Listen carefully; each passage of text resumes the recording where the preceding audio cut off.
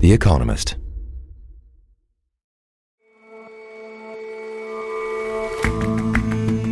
Hello and welcome to The Intelligence from The Economist. I'm your host, Jason Palmer. Every weekday, we provide a fresh perspective on the events shaping your world. Political campaigning in Japan is, in general, pretty old school. You know, pamphleting and loudspeakers on cars. But our correspondent found that the recent battle for Tokyo governor had a very different feel to it. The feeling of an actually exciting, if bonkers, race. And I'm told that Season 2 of House of the Dragon concluded last night. What's notable about this latest installment of the Game of Thrones franchise is, well, there's dragons, I guess, but also strong echoes of the modern American political landscape. First up, though,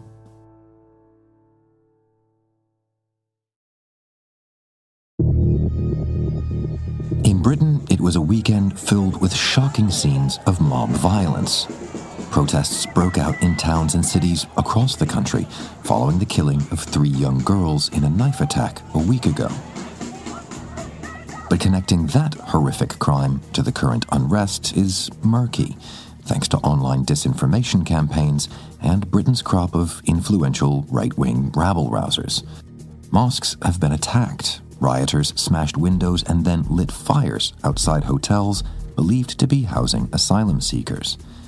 There's absolutely nothing to connect the brutal attack of a week ago to immigration policy or to Islam, and plenty of protesters chanted an uncomplicated message.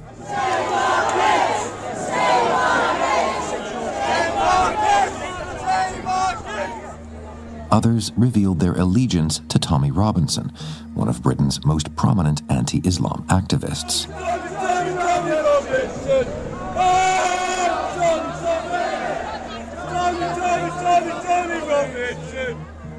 It is, in a word, messy, revealing both the fissures in British society and how they're being exploited. And it's hard to think of a worse way to remember the 3 little girls murdered last week. It's been a really shocking weekend to hear from our reporters who've been watching some of these protests, but also to see it on the TV.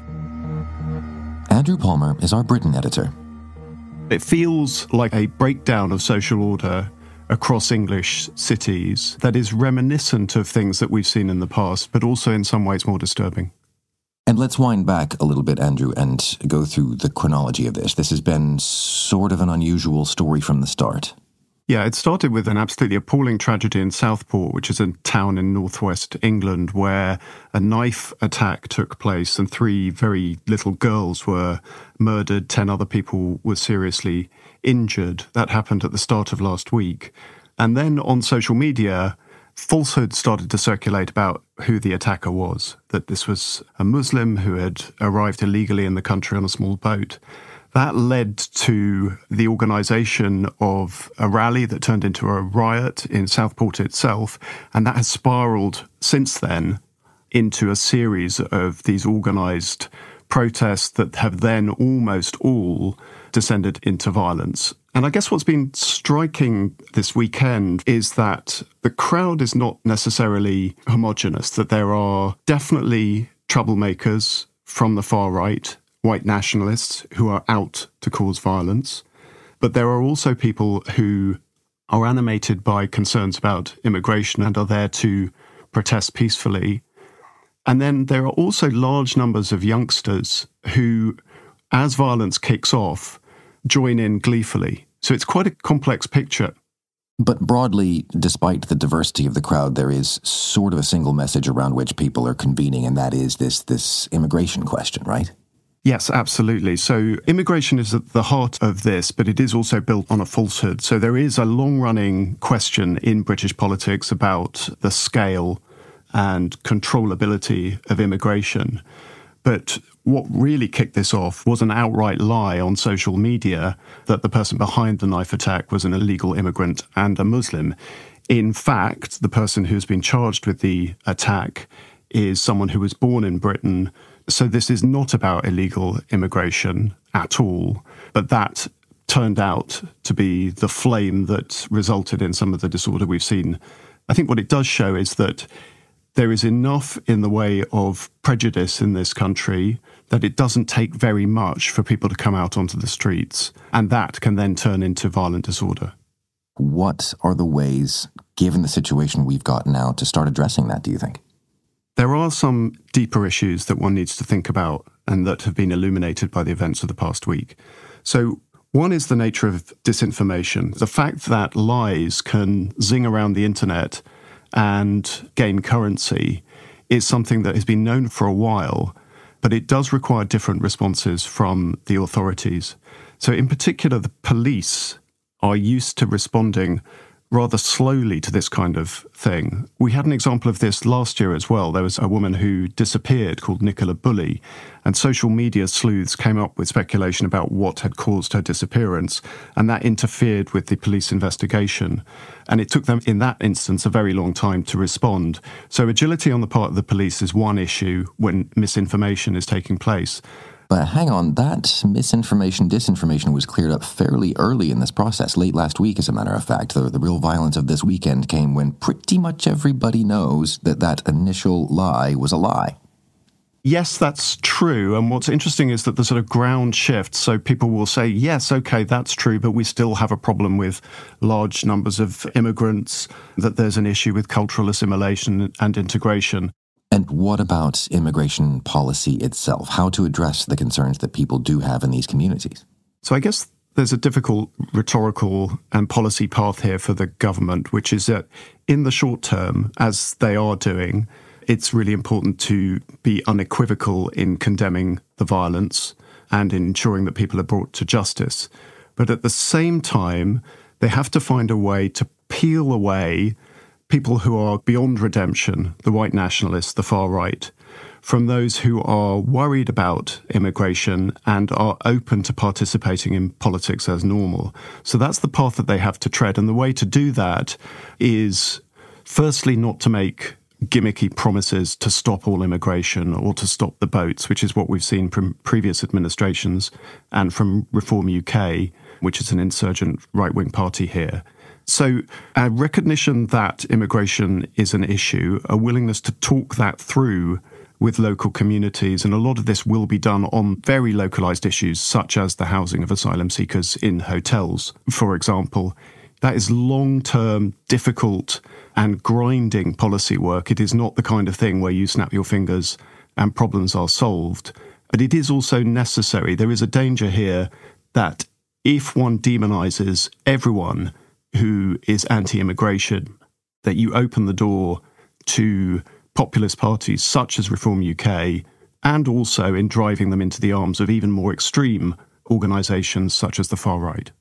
So that's the long-term plan, the difficult set of policy prescriptions and so on. But what about the short term, in your view? How do you see the current unrest playing out?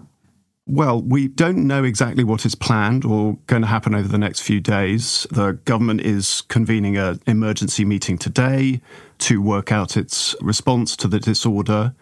It is likely to involve accelerating the workings of the criminal justice system and that the deterrence of sentencing is brought to bear. The hope is that if you show very quickly that violence results in prison terms, for example, that will deter people from coming out. The problem, of course, is that the state's capacity to cope with large numbers of criminals, court backlogs, lack of places in prisons, all of that militates against a very rapid and efficient processing of lots of new cases. So that is the balance that will need to be struck in the next few days. I suspect that the really important days to watch will be next weekend. People are off work, probably more hot weather. Will people come out again? That will be the test of whether this is a phenomenon that lasts for weeks rather than days. Andrew, thanks very much for your time. Thank you, Jason.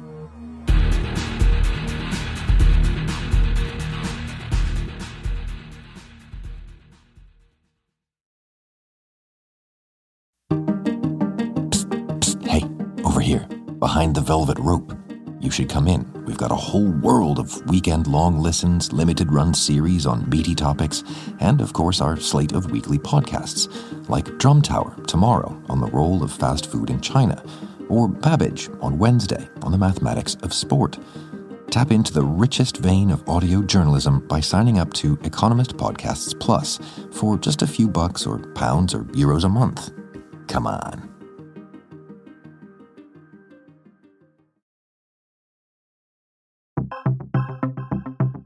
Political campaigning in Japan has a reputation for being on the dull side, but last month's race for a new governor of Tokyo was anything but.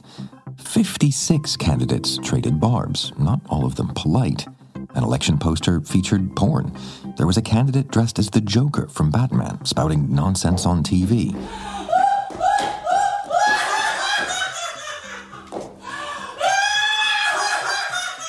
And another just took off her clothes while she was outlining her policies.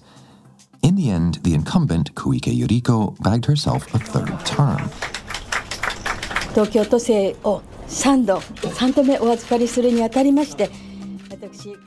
it was the runner-up who stole the headlines, an outspoken but little-known former banker.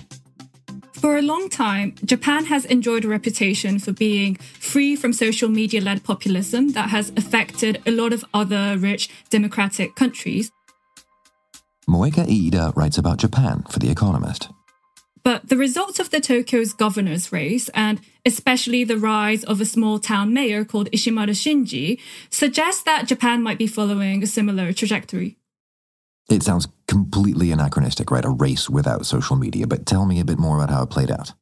So first of all, this election is just one region in Japan, but in the country, it's a very high-stakes election. Tokyo has a population of around 14 million people. So in terms of the number of people you're governing and the amount of financial resources that you have control over, being the governor of Tokyo is a very powerful position, and governors in Japan are directly elected by the people. The assumption in advance was that this election would be a head-to-head competition between two high-profile veteran politicians. So one is Koike Yuriko, who's the incumbent governor, and she's a former national politician for the ruling Liberal Democratic Party. People thought her main opponent would be Saito Renho, who's another famous politician from the CDP, or the main liberal opposition. And in contrast, Ishimaru was a relatively obscure candidate. For most people in Tokyo, he basically emerged out of nowhere. He graduated from a top university in Japan and followed an elite career track of working at a big bank. And then he had a brief political career as a mayor of a very small town in Hiroshima called Akitakata. His candidacy for the Tokyo governor's race was not backed by any political party. So then how did he end up doing so well? So campaigning in Japan is very old-fashioned. Politicians are usually reliant on things like handing out pamphlets and also riding around in a car with a loudspeaker. But in contrast, Ishimaru used social media very effectively, and especially YouTube and TikTok. So just to give you a sense of his reach on social media, by the time the election ended, Ishimaru had around 300,000 subscribers on YouTube, whereas Koike, the incumbent, had around 3,000 and Renho had 10,000. Well, 300,000 subscribers, though, doesn't actually sound like that many when it comes to YouTube channels.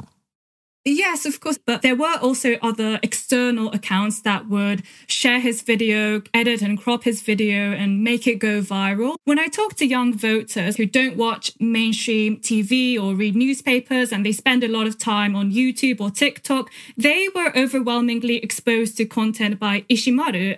Okay, and what kind of content are we talking about here? So one example is a viral video of him berating an old council member who was dozing off during a council meeting. In this video, he's shouting, "Shame on you, shame on you." In general, Ishimaru struck an anti-establishment tone, so he positioned himself as this good, earnest young man who's fighting against the old, corrupt establishment. And apart from pitting himself against old politicians, he also spent a lot of time bashing the mainstream media or mocking journalists. ないんですね。よろしいですか？はい。これメディアに対する苦言ですよ。そういう煽り方をするから。In post-election appearances on television, Ishimaru was seen berating the interviewer for asking stupid questions. So you've said that Ishimaru has a lot of young supporters, but what is it they like about him? Who are they? So according to one exit poll, he managed to secure 42% of votes from people aged 18 to 29, compared to 27% for Koike and 15% for Renho. I also conducted exit polls on election day myself, and talking to voters, I was surprised how a lot of young people voted for Ishimaru. And again, when I asked them about why they voted for him, it's usually not about specific policies or specific ideas, but people say he looks different, or a lot of mainstream politicians are old, and Ishimaru might be able to change something in Japanese politics. I'm interested to know whether you think there was a gender component to all this.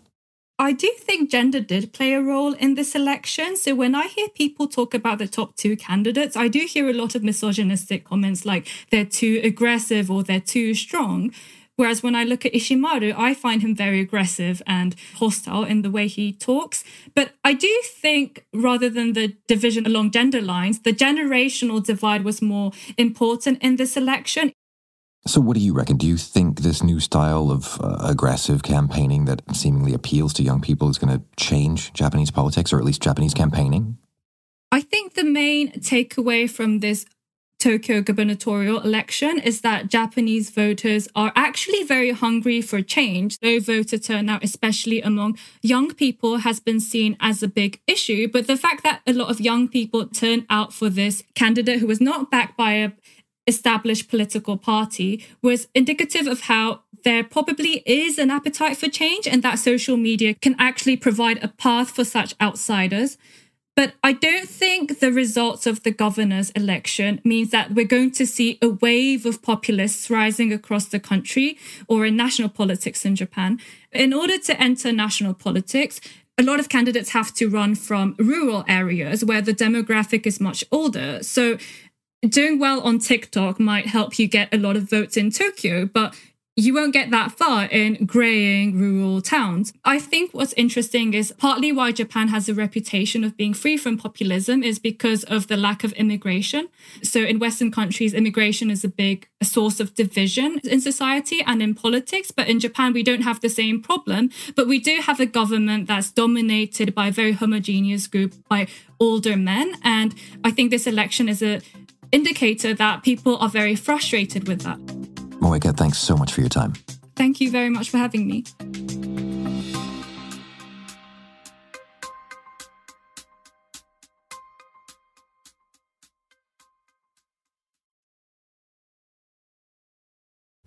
When you play the Game of Thrones, you win or you die. Strangely, one of the most accurate portrayals of how modern power politics works is a show with dragons and magic. Robert Guest is a deputy editor at The Economist. The HBO series House of the Dragon and the Game of Thrones franchise that it's part of have a disturbingly modern portrayal of the way politicians try to grab power, hold on to it, and exercise it. They can live in my new world, or they can die in their old one. The players are almost all breathtakingly cynical. Chaos isn't a pit. Chaos is a ladder. They scrabble for more power when they already have plenty. They take every opportunity to enlarge their territory simply because they think they can. They pay no heed at all to the suffering of what they call the small folk. It's a world that Vladimir Putin would understand. Its morals are pretty much the same as those of the warlords currently turning Sudan and Yemen to ash and rubble. And the way that Westerosi victors humiliate the vanquished, it brings to mind the way China's Communist Party humbles anyone who even hints at challenging Xi Jinping. On all sides, leaders seek weapons of mass destruction, which in Westeros doesn't mean nuclear weapons, it means dragons. When dragons flew to war, everything burned. Several politicians in Westeros have a modern flair for populist gestures. Ordinary people hate crime, so the leaders make a show of brutalising criminals. Who are they? Rat catchers. In one episode, Daemon Targaryen dresses his men in flamboyant gold cloaks before leading them out for a night of noisily murdering alleged murderers, cutting the hands off alleged thieves, and violating rumoured rapists. Beginning tonight, King's Landing will learn to fear the colour gold. His tactics differ only in degree from those of Nayib Bukele, the president of El Salvador, who has rounded up tens of thousands of suspected gangsters, locked them up indefinitely, and shared videos of them stacked like semi-naked Lego bricks in overcrowded jails. Both leaders, the fictional one and the real one, want to look tough on crime. Neither fusses about due process. You can see in the most recent season of House of the Dragon echoes of the modern American political landscape. Aegon the Magnanimous, second of his name. The Magnanimous. This time on the throne we have a narcissist with improbable hair who knows nothing about governance and says whatever he thinks will please the audience in front of him. When grown-up officials offer sage advice, he grimaces with boredom. When devious courtiers want to sway him, they flatter his preposterous ego. Now this is King Aegon Targaryen, but I don't know, maybe that reminds you of someone else. Yes, politics is a dangerous game. In Westeros, so many of those in power are stabbed, poisoned, or consumed by dragonfire that the viewer loses count. And the real world is only somewhat safer. In democracies, especially America, rulers face a real risk of assassination, as Donald Trump recently discovered. And in dictatorships, it's much rougher. Over the past half-century or so, of the despots who've lost power, 2/3 ended up dead, in prison, or in exile. In politics, it's a good rule to trust no one and watch your back.